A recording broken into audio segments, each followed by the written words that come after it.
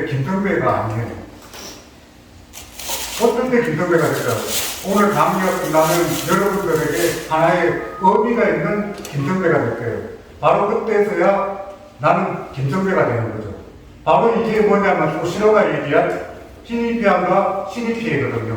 나는 하나의 김성배는 기표예요. 발음을 하기 위한 계약이죠. 그렇기 때문에 내가 마지막에 기어이가 될 때, 신입피해가 되는 것은 바로 여러분들하고 오늘의 강의가 끝났을 때 신입피해가 되는 거예요. 기어이가 되는 거죠.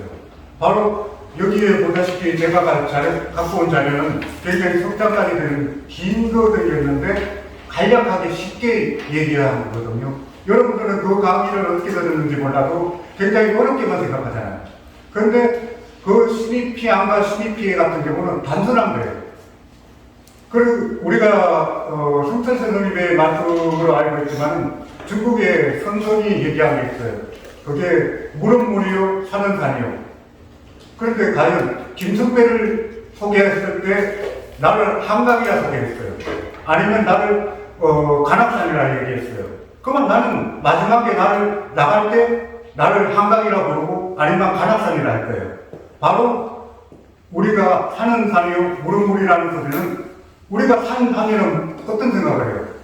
우리는 바로 내가 경험하고 내가 느끼고 내가 바라본 것들을 생각할 거예요.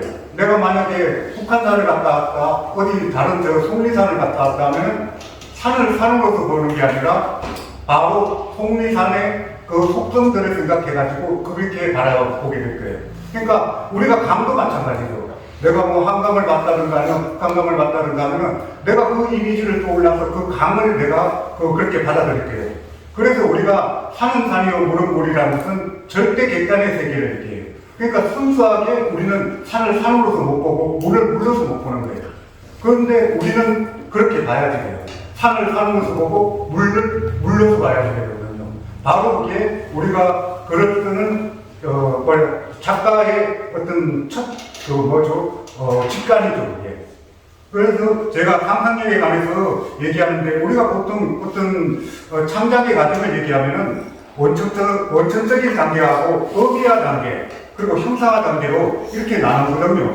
그러면 원천적 단계라는 것은 뭘까요? 선천적이고 폭천적인 그런 거를 원천적 단계라고 하는데, 자, 폭천적 단계라는 건 뭘까요? 바로 우리가 어떤 체험하고 독서하고 아니면 사색을 통해서 얻어지는 게 폭천적 단계거든요. 그래가지고 그거를 가지고서 원천적 단계에서 그래서 의미화, 형상화 이런 것을 이루면서 우리가 글이 되는 거죠. 그래서 우리가 가장 중요한 게 상상력이거든요. 그 상상력을 우리가 그냥 상상하는 데서 상상력은 아니거든요. 공상도 그러면 상상이에요.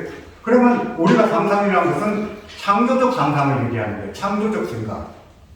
그래서 어떤 말할까 이런 상상력이라는 것은 하나의 발상이자 관찰이에요. 그 관찰하는 방법이 뭘까요? 그러면 여기에 우리가 제가 나눠준 거에 보면 먼저 보는 눈을 먼저 알아야 된다고 했잖아요. 그만 본다, 듣는다, 느낀다, 생각한다, 그리고 마지막에 우리는 정리하는 거예요. 그렇게 해가지고 우리가 어떤 것을 봤을 때 그 사물을 우리가 봐요. 나무를 봤어. 그런데 그 사물들이 반복해서 계속 바라보는 거예요. 그 사물이 나에게 내 심리적으로 그 사물이 항복을 할 때까지. 그러니까 그 사물이 나의 세계 속으로 들어올 때까지 그것을 바라봐야 되는 거죠. 바로 그게 글이 되는 거고, 그리고 또 예술이 되는 거예요, 보면. 그래서 그 관찰이라는 것은 가장 중요하거든요. 그게 바로 첫 단계고 기초적인 거거든요. 여기에 또 일지에 8단계의 상상력을 얘기했지만, 이거는 솔직히 말해서 단계가 없는 거예요. 여기서 내가 4단계까지만 해도, 익히면 해도 내가 최고의 작가가 될 수 있는 거예요. 이 단계는 내가 얼마만큼 깊이 아는가가 중요한 거지, 이 8단계까지 내가 다 잘 알아야 되고, 내가 다 알아야 될 필요는 없어요. 내가 얼마나 이게 깊이 아는가가 중요하거든요. 자, 한번 여기에 제가 여기 나라들 건물에 1단계에서 8단계까지 그러면 한번 읽어보시겠어요? 시적 발상, 관찰 방법 1단계. 나무를 그대로 나무로 본다. 2단계. 나무의 종류나 모양을 본다. 제3단계. 나무가 어떻게 흔들리고 있는가를 본다. 제4단계. 나무의 잎사귀가 움직이고 있는 모습을 세밀하게 묘사한다. 제5단계. 나무 속에 승화하고 있는 생명력을 본다. 제6단계. 나무의 모습과 생명력의 상관 관계에서 생기는 나무의 사상을 본다. 제7단계. 나무를 흔들고 있는 바람 그 자체를 본다. 제8단계. 나무를 네 개로 하여 나무 저쪽에 있는 세계를 본다. 이때 이 나무는 나무이기도 하지만 사물이라고 객관적인 상관물. 그러니까 우리가 어떤 것을 관찰하는 거, 상상하는 것을 이제 여기서 객관적 상관물로서 나무로 표현한 거예요. 그래서 1단계, 나무를 그대로 나무로서 본다. 그게 뭘까요? 우리는 이거는, 뭐랄까, 육안의 눈으로서, 그러니까, 일단은 우리가 가지고 있는 이게 육체의 눈으로서 바라보는 걸 얘기하거든요. 뭐, 창밖에 이제 나무가 있으면은, 나무가 서 있네? 그 정도잖아요. 그러면 이 나무는 뭐랄까, 조금 더 우리가 감정적이 되면, 저 나무가 외롭게 서 있네? 그 정도죠, 그만.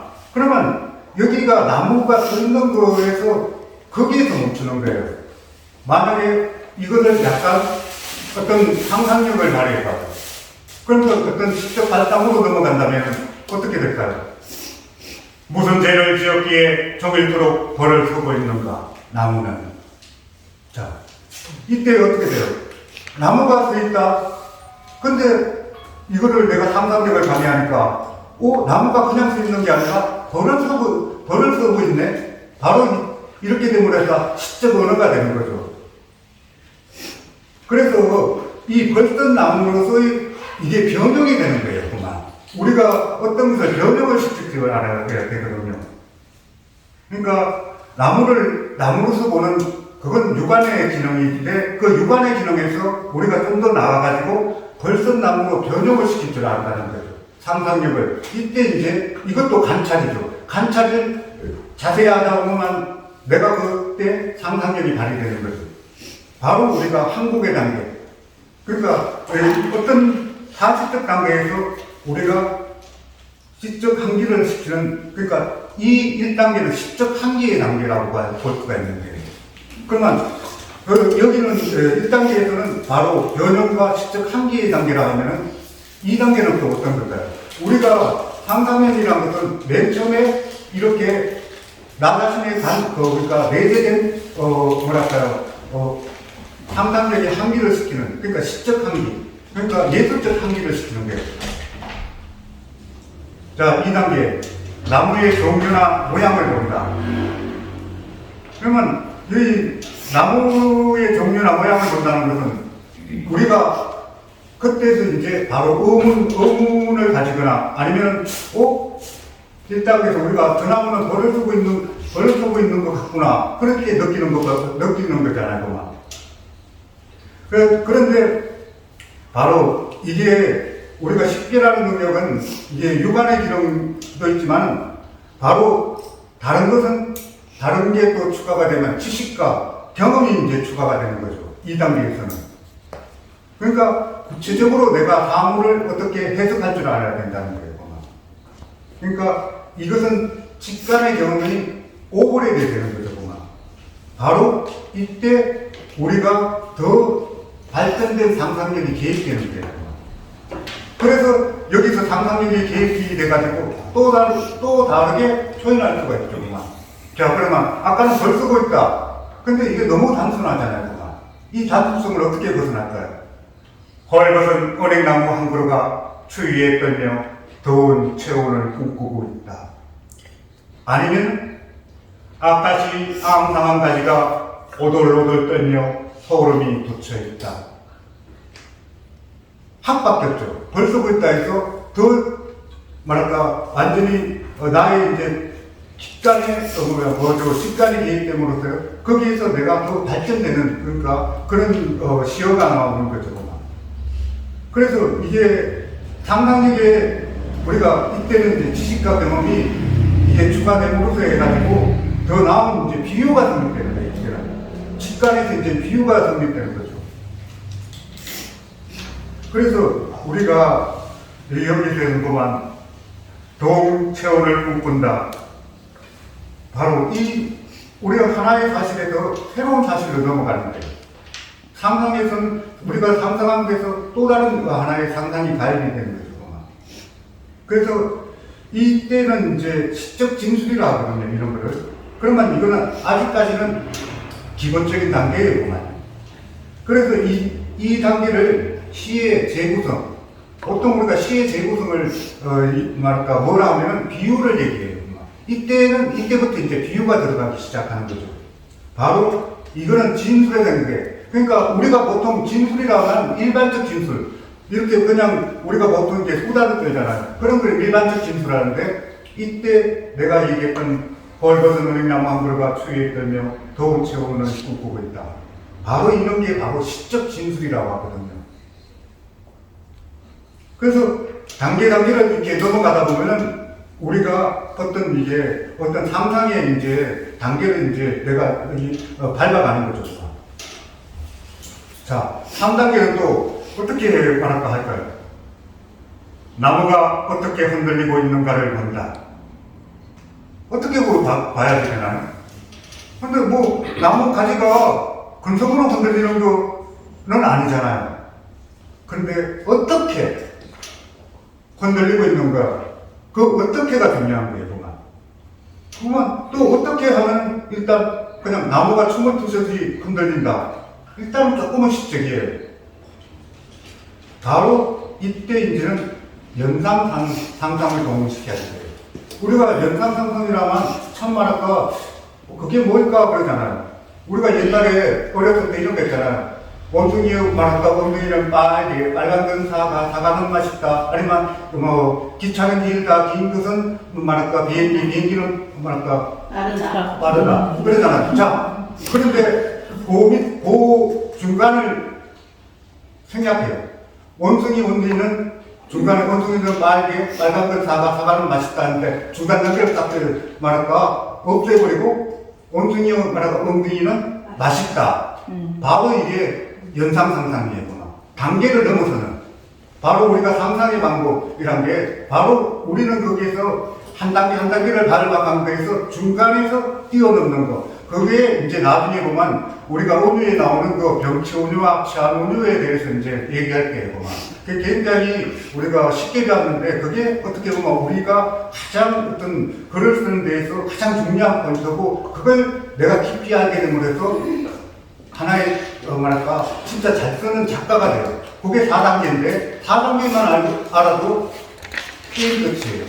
우리가 그런데 여기서 8단계가 있지만 깊이 하는 게 중요하다는 게 바로 그거예요. 그래서 이때 같은 경우는 자 연상상상을 했어요. 그런데 그래가지고 나무가 춤을 추듯 흔들리는구나. 그런데 여기서 한번 연상상상이 개입이 돼요. 이게 3단계래요. 3단계에 내가 치안하고 병치를 내가 얘기해야 되는데 4단계는 착각했네. 자, 이걸 다시 연상상상을 하면 가로수가 하늘을 빗질하고 있다. 빗질하고 있다. 제가 경상도라서 좀 발음이 안 좋아요. 그리고 가로수가 하늘을 쓸고 있다. 이렇게 하면서 좀 더 연상상상이 들어간 거잖아요. 한 단계를 더 뛰어넘는 거잖아요.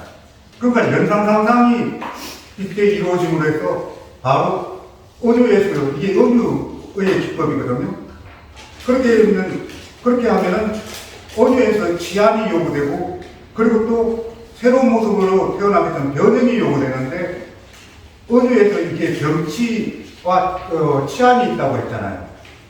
그러니까 이게 춤을 추는 것을 우리가 우리가 보면은 병치나 치안을 동원시키면은 어떤 새로운 모습으로 우리가 바라볼 수가 있잖아요.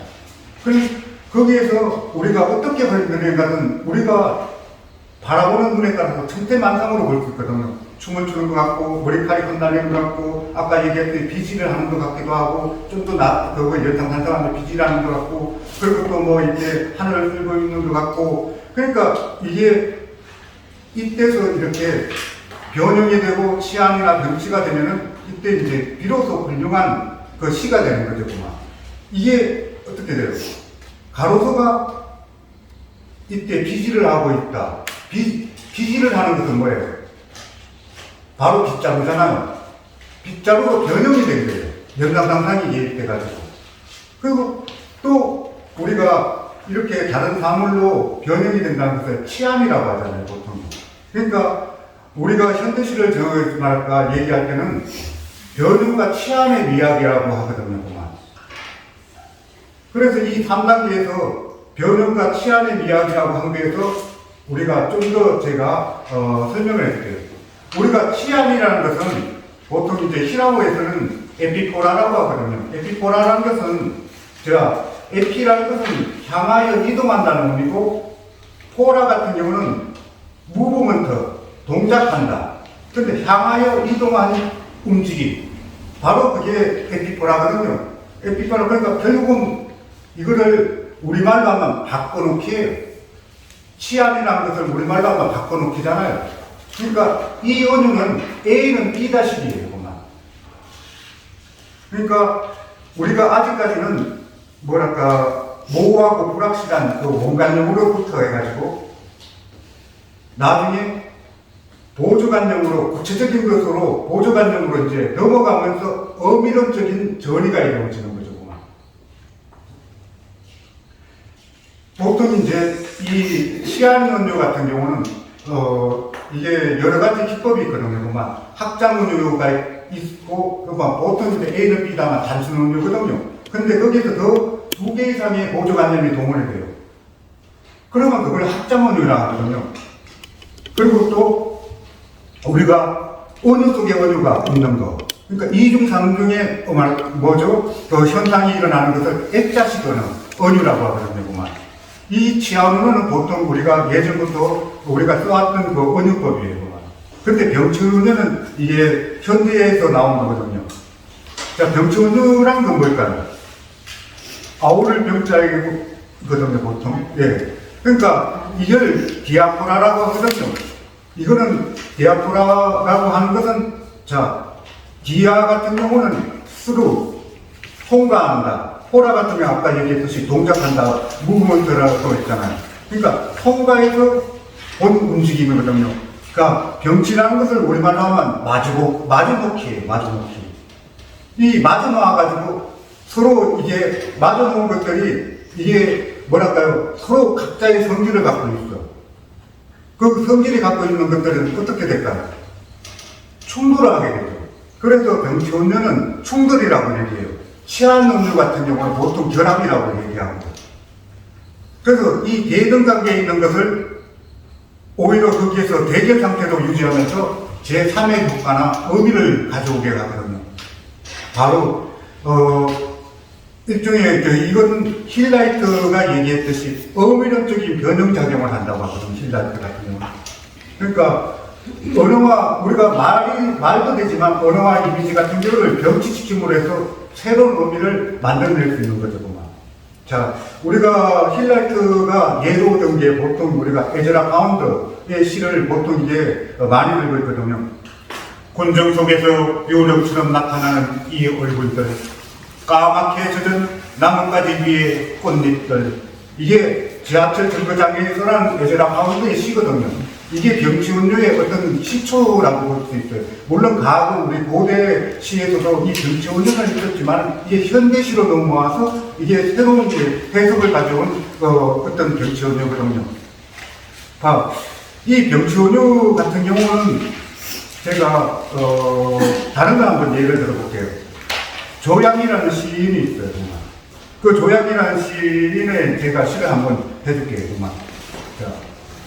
낡은 아코디언은 대화를 간뒀습니다. 여보세요? 뽐뽐 딸이야? 마주루카? 디젤 엔진의 피는 덜국화? 왜 그러십니까? 모래밭에서 좋아하기 여인의 허벅지 낙지, 까만한 그림자, 까만 그림자, 비둘기야 소녀들의 낭대불, 그 위에 손을 흔드는 파란 기폭들, 나비는 기중기의 허리에 붙어서 푸른 청기를 헤아린다. 이게 조양이라는 시인의 바닥의 청기거든요. 이 병치운은 현대시에서 얘기하면 초전식이에요. 바로 이게 이렇게 해가지고 이게 보통 이제 우리가 아까 얘기했듯이 여기는 온간염의 바다에 아코디언, 뻔뻔다리아는 퐁퐁 다리아고도 하죠. 뭐 그게 옛날 말로 조항시인이 옛날 분이거든요. 그러니까 뻔뻔다리아, 마주로카는 춤이라는 말 왜 계시죠? 그리고 디제레진, 벌국화, 전화소리, 소화기, 허벅지, 그림자, 이게 이 무관한 이미지들을 병치시킴으로 해서 바다라는 것을 얘기하고 있는 거거든요. 그래서 이 영화가 나비와 기중기 허리도 여기에 얘기하는 것도 병치고요. 그러니까 이 병치오녀 같은 경우 굉장히 어렵죠. 바로 이런 걸 자유연상법에 나오거든요.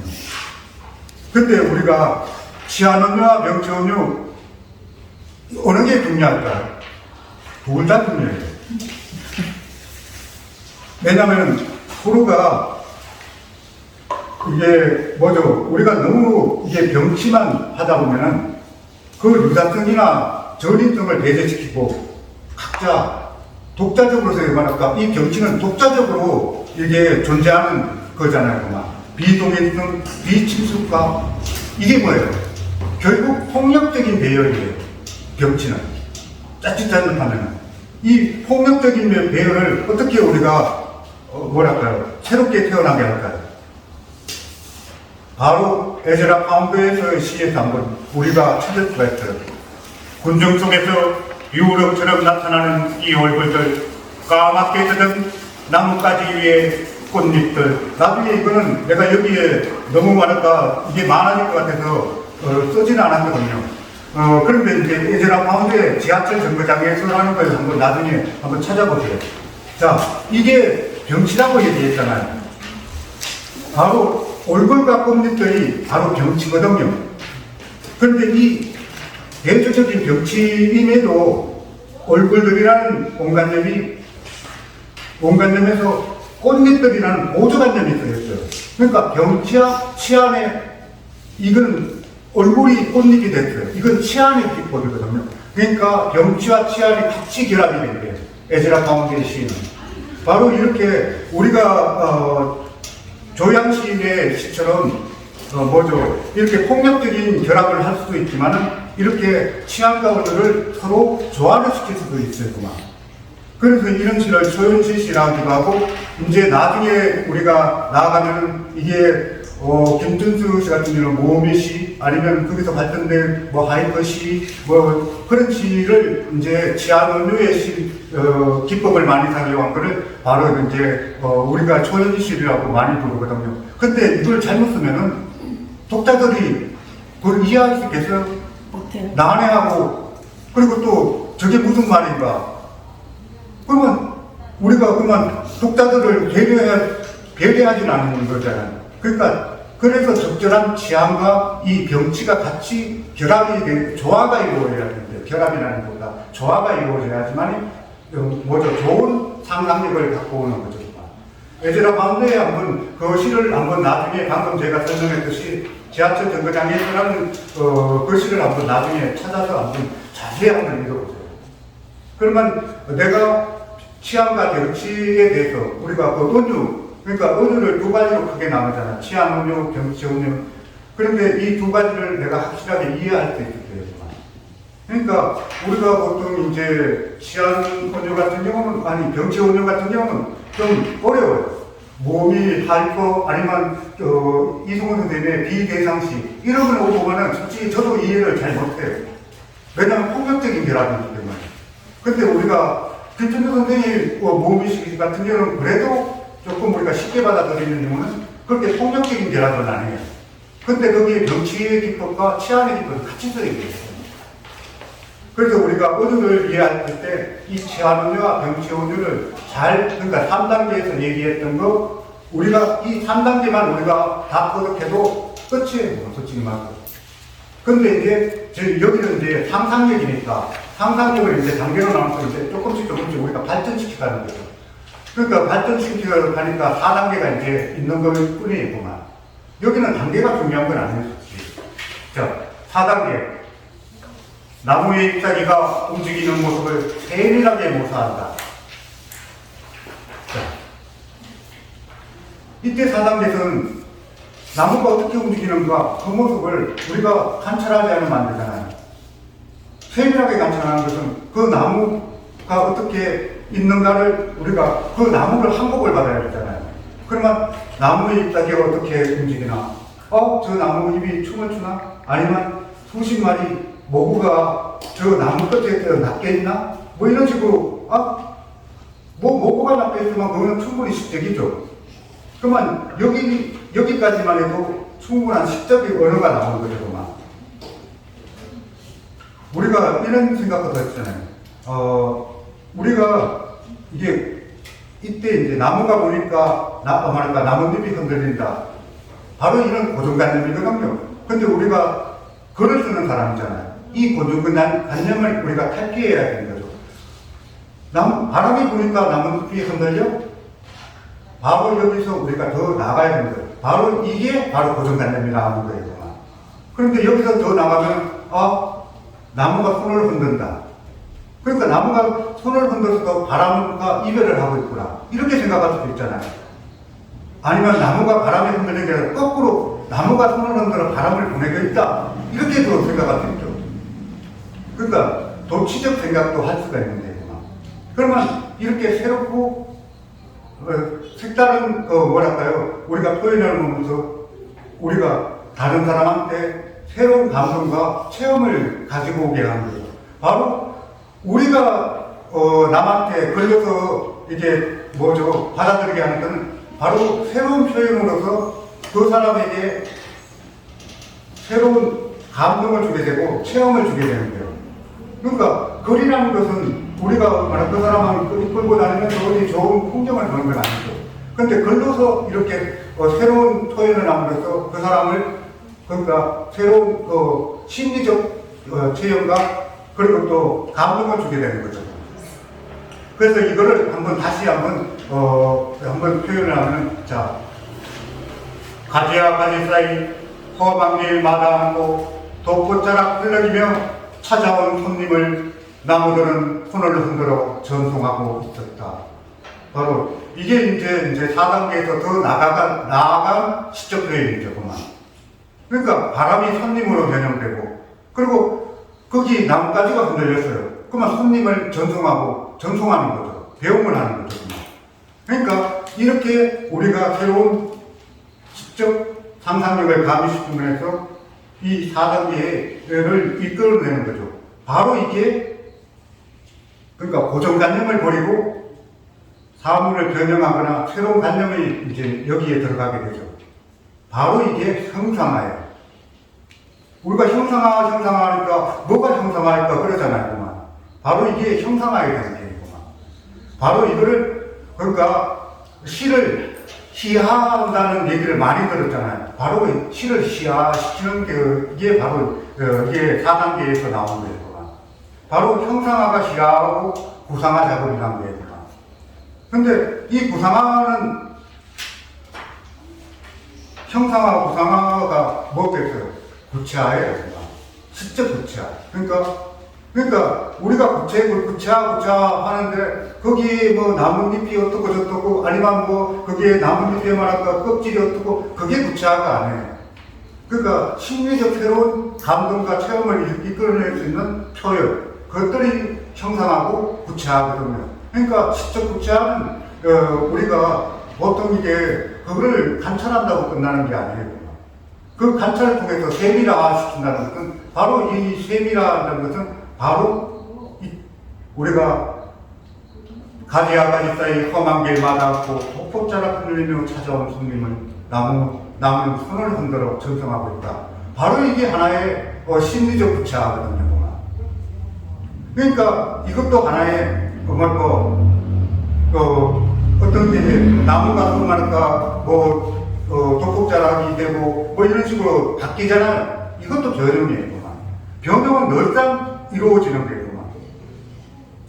그래서 이 단계가 아까 얘기한 육안에서 플러스된 지식이고 또 체험이 들어가고 상상력과 또 변형이 이루어지는 바로 기술이 4단계예요.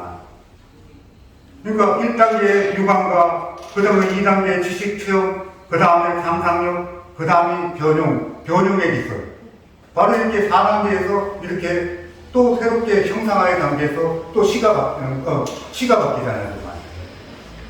아까 3단계 같은 경우는 경치와 치안이라고 했잖아요. 그 단계에서도 충분히 다 들어간 거예요. 그런데 그 4단계는 이건 상상력이니까 나무에 비유했기 때문에 이걸 그걸 업그레이드 시키는 것 뿐이에요. 그러니까 우리가 어떤 것을 얘기할 때 시적 구상화의 단계를 이게 시적 구상화의 단계라고 하는데 1단계에서 4단계 같은 경우는 이게 나무하고 이게 바람. 근데 바람은 눈으로 볼 수 없는 거잖아요. 볼 수 없는 것을 우리가 보면서 그 상관관계를 따지는 거잖아요. 그래서 그것을 세밀히 같이 하라는 것은 그걸 재해석하라는 거예요. 재해석하면 뭐예요? 재구성하라는 것이에요. 그래서 1단계에서 4단계에서 외적인 거, 그러니까 뭐 바람, 비, 눈, 뭐 이런 거에서 우리가 변형된 새로운 것을 창출해내는 거죠. 그러니까 오히려 이것이 객관적 상관물의 발견이라고 해요. 우리가 오히려 이게 주관적이라고 생각하지만 오히려 객관화시킨 거예요. 바로 이게 이 나무가 절대 이제 객관화가 된 거예요. 그러니까 객관적 상관물에 대한 발견이라고 하거든요. 4단계에서의 나무 같은 경우는. 그러니까 객관적 상관물이라는 게 뭘까요? 시인이 이렇게 드러내고자 한 육안적인 사물이나 사건들 그런 거를 구체화시키는 걸 얘기해요. 본래의 것에서 느낄 수 없는 새로운 것이 중시되고 있는 게 바로 이게 현대시 기법의 이게 중요한 요소예요. 예를 들어서 달이 떴다고 했어요. 근데 달이 그냥 하늘에 동실하게 떴어요. 근데 단조롭게 단조롭잖아요. 근데 그게 이제 노선까지 달이 떴어요. 조금 나아졌어요. 그러면 또 별로 달라지지 않았잖아요. 그런데 이때 소나무하고 달 같은 경우를 새롭게 느끼는 감동을 주는 것을 우리가 새로운 표현을 이끌어내면 그게 객관적 상관문화라고 하거든요. 만약에 소나무가 이제 휘어졌어요. 소나무는 다리 무고 팔이 휘어졌다. 뭐 이렇게 표현했어요. 바로 이게 객관적 상관문화예요. 그러니까 여러분들이 이 4단계까지만 와도 충분히 모든 거에 그 단계에서 굉장히 높은 단계에 올라오고요. 이것만 잘해도 여러분들은 누구한테도 다 인정받는 작가가 되겠을 거예요. 근데 이제 여기서 저는 상상력이니까 이제 5단계, 6단계, 이제 8단계까지 나갈 거예요. 그러니까 이 단계를 중요시하는 말이라는 거예요. 그런데 여기서 내가 얼마나 깊이 하는 게 중요한 거예요. 그래서 이 4단계에서 이제 5단계로 넘어갈게요. 자, 5단계. 나무 속에 성화하고 있는 생명력을 본다. 자, 나무가 열매가 맺는 것은 겉으로 우리가 드러나지는 않죠. 열매가 어떻게, 걔가 갑자기 이렇게 쑥 나와가지고, 근데 그걸 어떻게 맺히는가? 그거는 우리가, 그 과정은 우리가 몰라. 하지만 그 생명력을 성화시킨 거잖아요. 그러니까 보이지 않는 것을 보이게 해주는 거. 그러니까 나무 속에 성화하고 있는 생명력. 그거를 이제 볼 수 있는 게 5단계예요.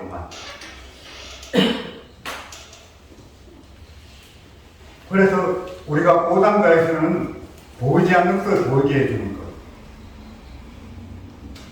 그러니까 이거를 우리가 이거를 한번 시적 상상력으로 하면 다시 한번 해주세요.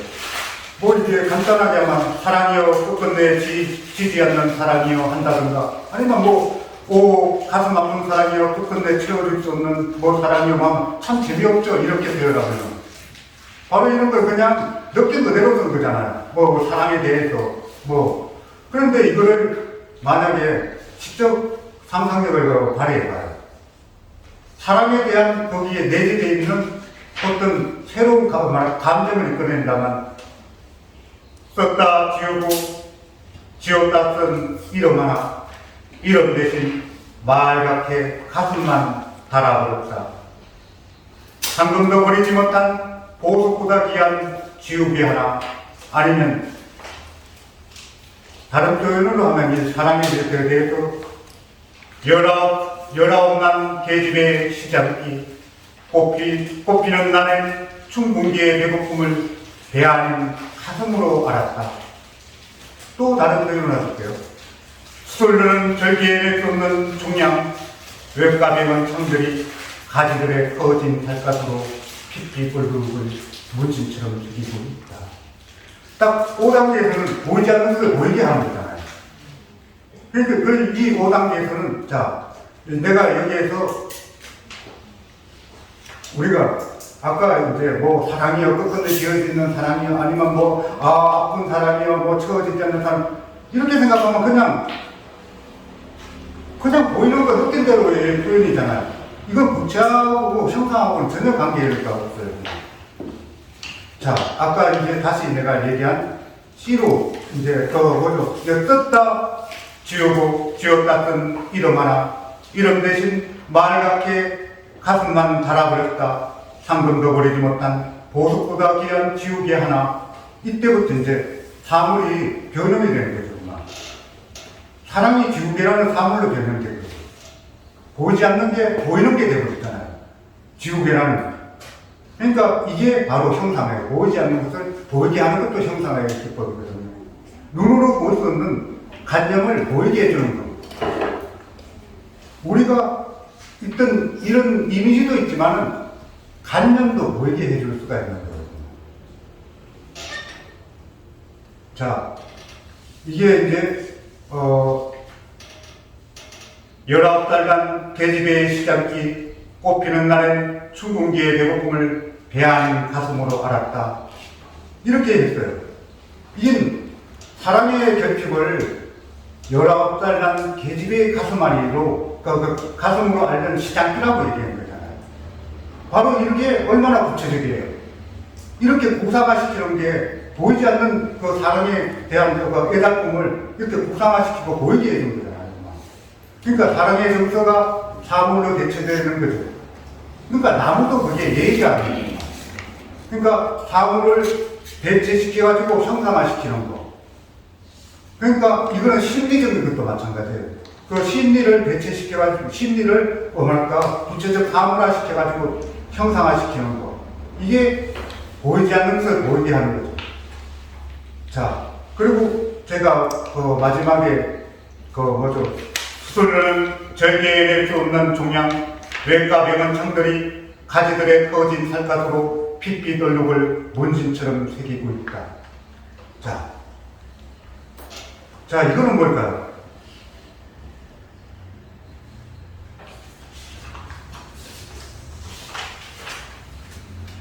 우리가 이 종양 같은 경우는 하나의 어떤 우리가 이 종양을 문명의 힘으로 어쩔 수 없는 가장 절박함을 우리가 이 절박함을 핏빛 얼룩을 문제처럼 새기고 있다. 이런 식으로 가지들의 커진 살갗으로 이거는 여기 종양을 우리가 나무에 비유를 한 거잖아요. 그런데 여기서 얼룩을 문신처럼 새기고 있다. 근데 우리가 자연의 이 생명력을 계속 이어가는 것은 뭐예요? 나무로 얘기하면 개화잖아요. 바로 이 개화란 것은 생명력의 표출이자 또 성화작용이거든요. 그래서 이런 걸 얘기하는 거. 그러니까 우리가 성화는 가시적인 게 아니라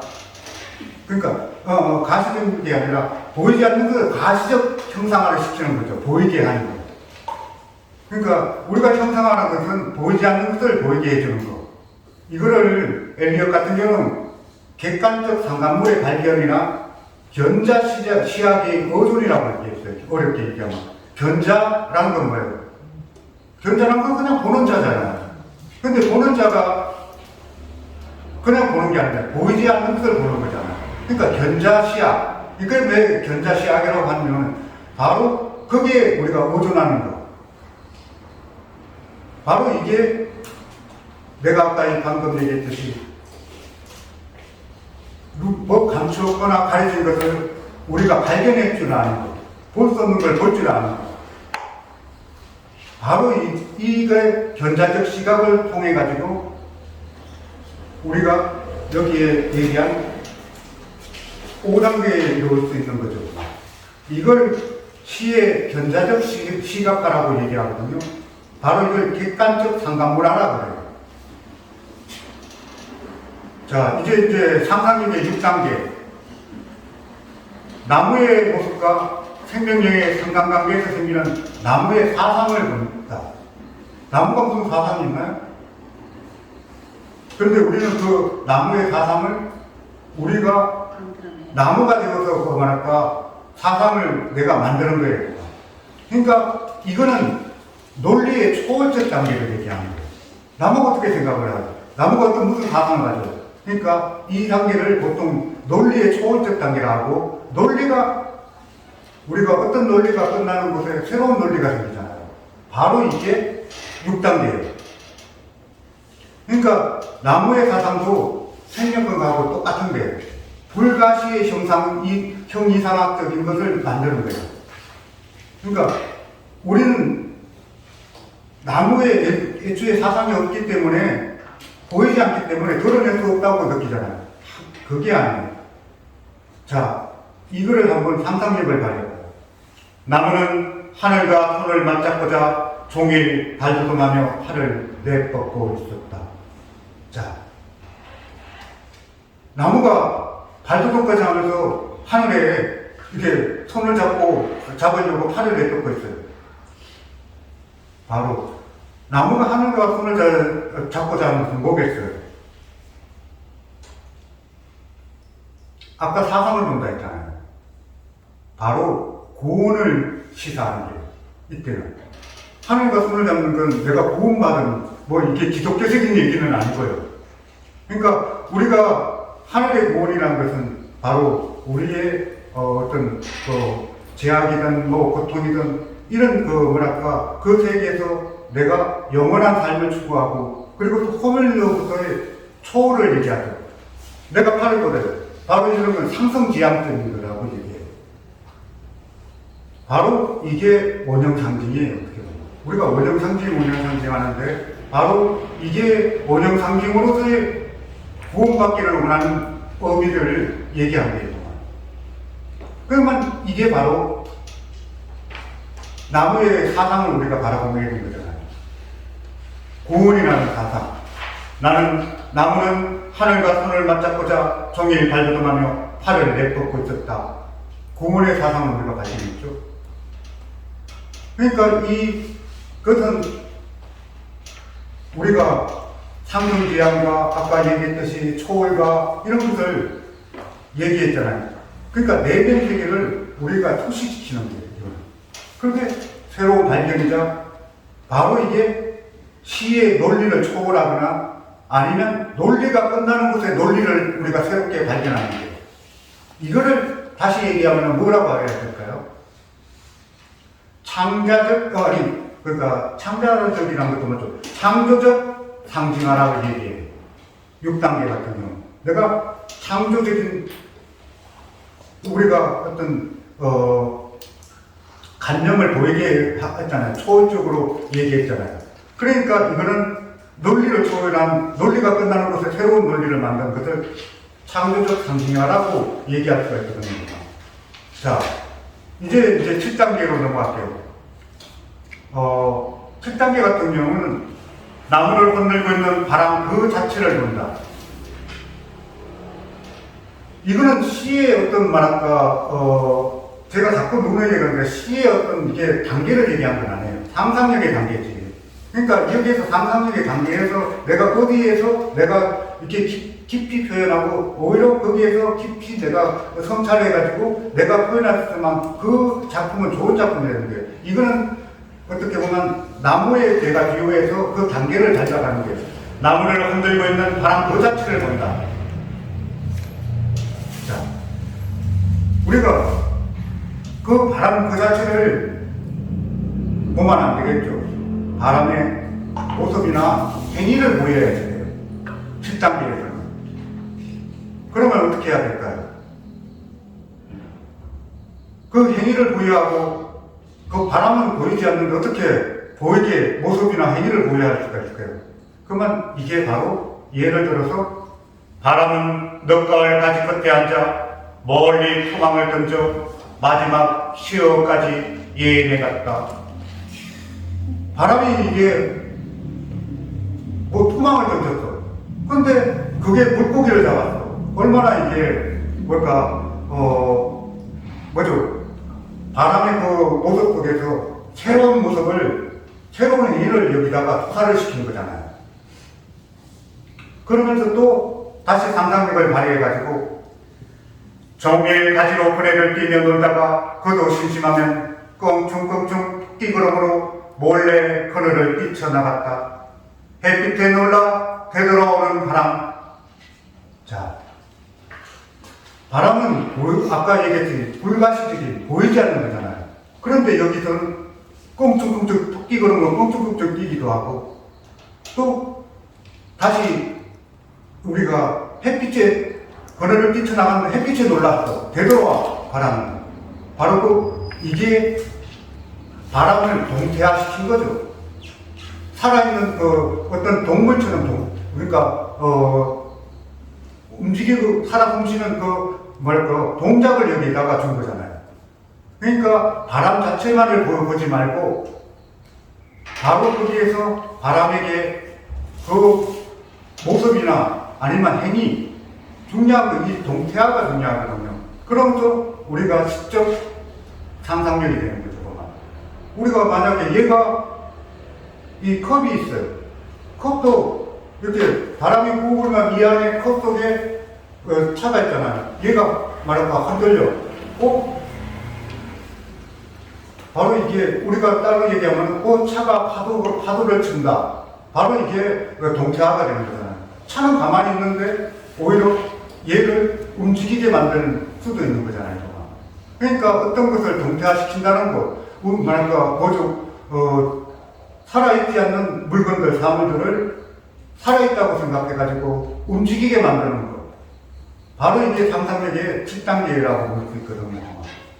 그러니까 이 단계는 각자의 단계로서 그냥 이해하시는 게 좋아요. 제 8단계. 나무를 매개로 하여 나무 저쪽에 있는 세계를 본다. 자, 이 8단계는 뭐예요? 나무 저쪽에 있는 세계. 나무 저쪽에 있는 세계가 뭘까요? 우리가 눈에 보이는 세계를 우리가 일상적인 세계, 상용의 세계라고 하잖아요. 그런데 나무 저쪽의 세계는 우리 정신, 우리의 사유가 포착한 세계를 얘기하거든요. 우리가 이 현상학으로 본 문지계가 아닌 형이상학적인 초월계나 절대세계를 이 8단계는 얘기해요. 자, 이거를 한번 얘기하자면, 자, 나무가 가리키는 손끝 저쪽 수림의 향기가 자원으로 피어나고 피어난 일몰로도 지지 않는 계절 밖 초월적 세계를 얘기하는 거잖아요. 바로 이 8단계는 초월의 단계를 얘기하거든요. 그러니까 이게 보통 5에서 아까 이 7까지가 일상적인 그 차원에서 벗어나 보이지 않는 나무의 모습을 얘기했다면 그 나무의 모습이 결국 나무의 생명력 그리고 의미 사상을 아까 얘기했잖아요. 그런데 이 7단계까지가 이게 내면의 시각이고 그 상상력의 소산이라면은 8에서는 초월의 단계라고 했잖아요. 이게 비약적 변형을 이루어보는 거죠. 이 초월의 단계는 솔직히 말해서 어떤 종교시에서 많이 볼 수 있는데 우리가 기독교 시보다 오히려 선시에 이런 게 많아요. 선시가 굉장히 이제 폭력적인 결합일 수도 있어요. 우리가 전혀 이해할 수 없는 뭐랄까 깨달음의 시잖아요. 그게 보통 그 초월적 세계를 얘기하는 선시의 이런 경향이 많이 있거든요. 그런 시는 좋지만 우리가 오도성이라고 하고 그래서 우리가 이해하지 못하는 그게 굉장히 어려운 거죠. 근데 우리가 막 이런 초월적 단계까지 뭐 굳이 갈 필요는 없어요. 내가 뭐 그렇게 말할까 쓰고 싶다면 그 유사성을 내가 추구는 할 수 있어요. 그래서 여기서 이렇게 8단계까지 다 했죠. 그런데 이거 재미없잖아요. 이렇게 하면은 여기에서 이제 예를 많이 갖고 왔어요, 내가. 재미없으니까. 근데 시간이 많이 흐르지는 않았죠. 네, 10분 휴식해도 괜찮아요. 네, 10분 휴식하고. 50분 했으니까. 네.